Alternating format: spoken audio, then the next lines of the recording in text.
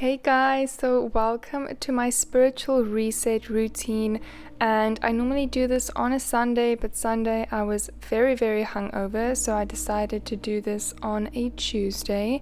And this is just me waking up. I always leave the curtains a little bit open so I can just get some sunlight and it's not completely dark, because I feel like I really struggle to wake up when it's completely dark. So I do this once a week. I don't do this every day. I used to do it, but it was much shorter. But I now prefer to just have a really long spiritual routine on a Sunday when I can, and I can then get really deep into it, and this just helps to cleanse and rejuvenate and just makes me feel ready for the week.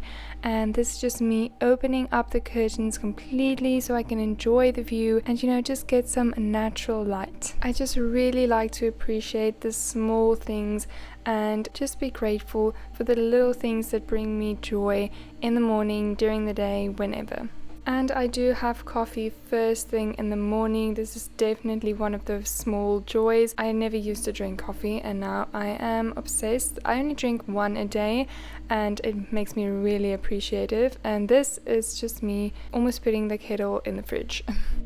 So I really try not to go on social media first thing in the morning. Instead, I read a book. In this case, it is on my phone, so I'm staring at a screen still. Not always, but yeah, I just have some books on my phone and some in tangible form, I guess, hardcover. And I do put on some soothing music while I read my book, drink my coffee, and wake up. And then I just make my bed. I like to have a clean space. I don't like clutter. I feel like my head is also cluttered and demacard when my space is cluttered. And I wasn't really feeling a very large breakfast, so I just made a little bland peanut butter brookie. And there's just me staring outside, drinking my water, eating my piece of bread, and then I'll later on have a bigger meal. Okay, so now we are getting into the good stuff. First things first, I smoke cleanse everything, and this just kind of gives it like a clean slate.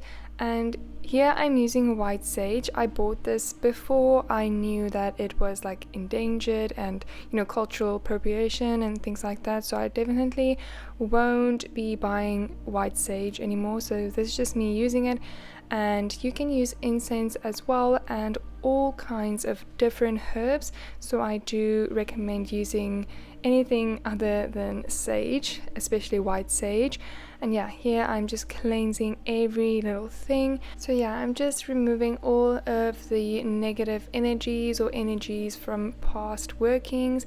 And I definitely don't have to do this every time. It's just kind of if you really want a complete blank slate. I'm really taking my time and getting in there with the smoke cleansing. I'm really grateful to have this time for myself. I don't have any pets. I don't have children, so this is just my time. And for other people this might look very different, and even if you just have a few minutes, 5 minutes to yourself to meditate, that is more than enough. Just do what you can do. And now here I'm just choosing my crystal, something that I'm drawn to, color, patterns, anything like that. And this represents something, and usually that would be like my theme for this working. So in this case I was really drawn to my Botswana agate, and this is the second time I've been drawn to this, and I will show you what it stands for, what it represents in a few seconds. But just how beautiful are these. I love my tumbled stones, and they are not very expensive. I actually work with them a lot more than I do with my bigger and more expensive crystals. This just immediately calms me down. You can just pause this here to read, and I use this app called Rock Identifier to just identify the crystals I'm working with, because I don't always know the names, and in some aspects you have to pay, so I just identify it and Google what it represents. And the idea is that crystals release vibrations, like positive vibrations, and help to release negative energy.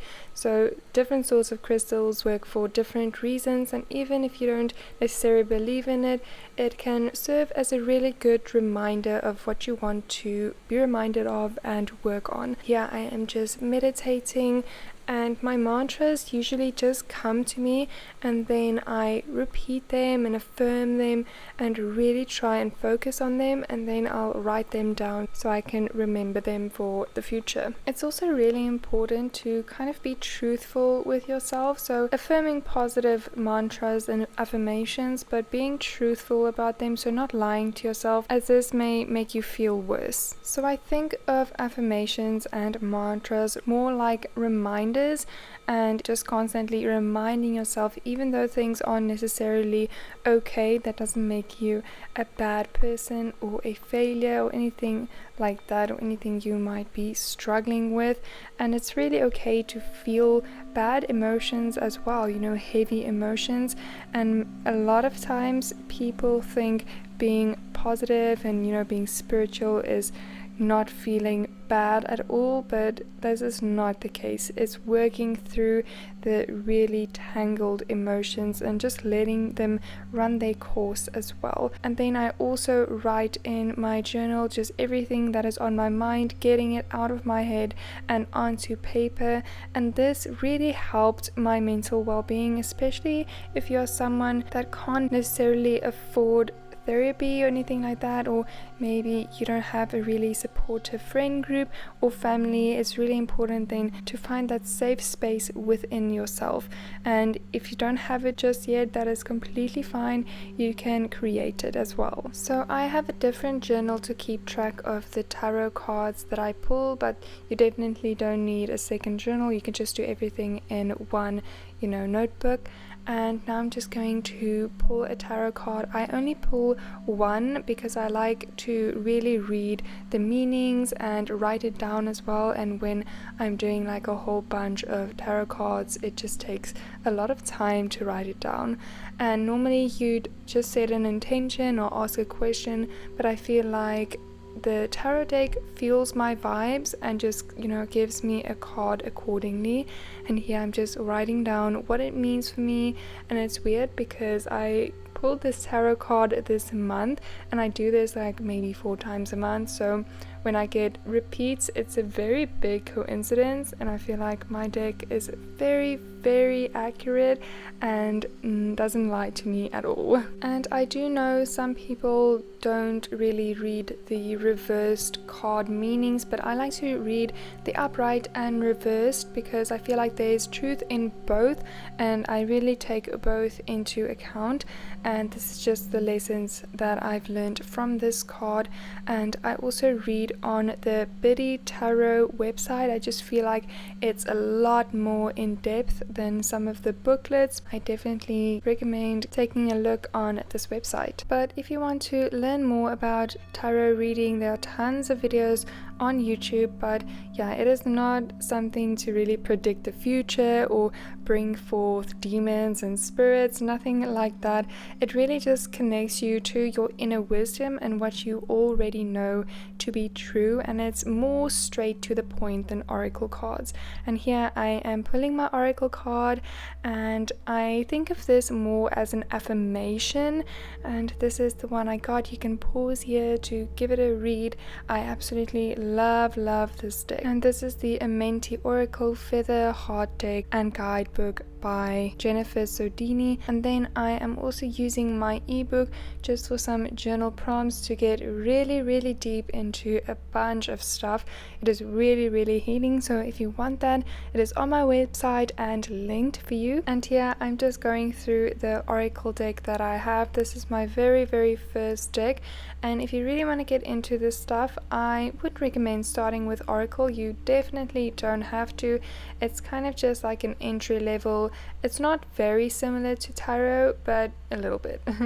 So every single deck of oracle will be different, so this is completely up to the artist and the author and anything like that. So tarot cards are much different, so each deck has 78 cards, and all of the decks have the same cards with the same meanings. They just might look different, and most times oracle decks have a lot less cards than tarot decks, and it's a lot softer. I feel like tarot is more straight to the point, even when it may hurt your feelings. They just don't care at all. Sometimes it can be a little bit mean, whereas oracle is, yeah, as I said, more like affirmations, and it can be completely different themed, anything the author wants, anything the artist wants. So this one is based on the ideals of the Egyptians, which is very, very interesting. And this is not an easy oracle deck, I would say, but it is so, she's just so wise, the author, and I just love, love, love how it looks.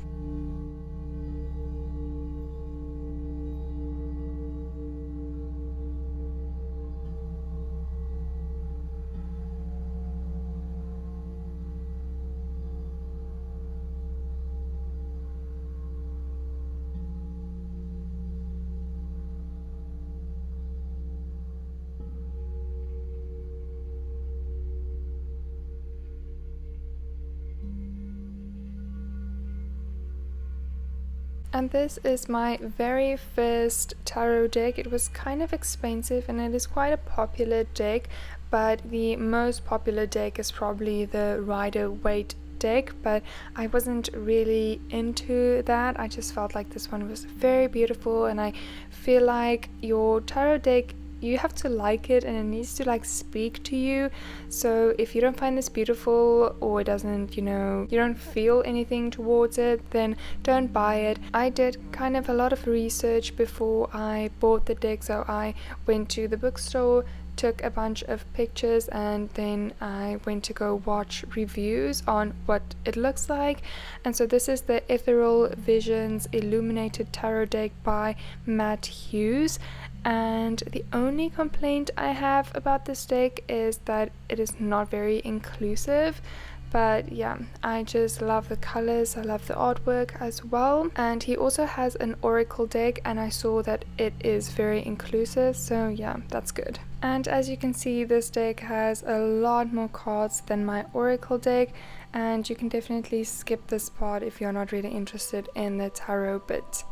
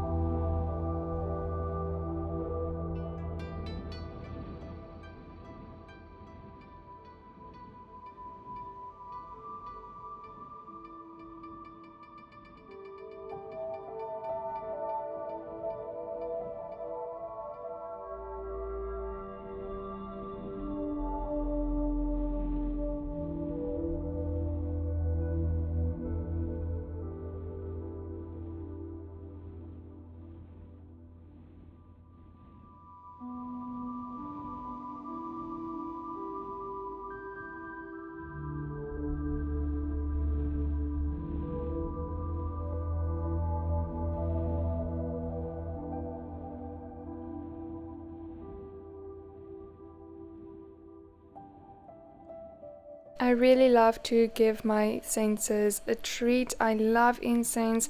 I just love anything that smells good, scented candles. And then every single day I do yoga, and this is just me treating my body, rejuvenating, stretching out all of the stress. And I definitely, I just feel like I live in a completely different body than I did when I didn't do yoga. So I just love like a slow, stretchy flow. I used to do a lot of power yoga and vinyasas, but now I've really gotten into slower yin styled flows. And this is my spiritual practice. This really just makes me feel like I'm getting rid of all of the built up gunk from the week, and I'm ready for the new week. And thank you so much for watching. I hope you found some inspiration in this video.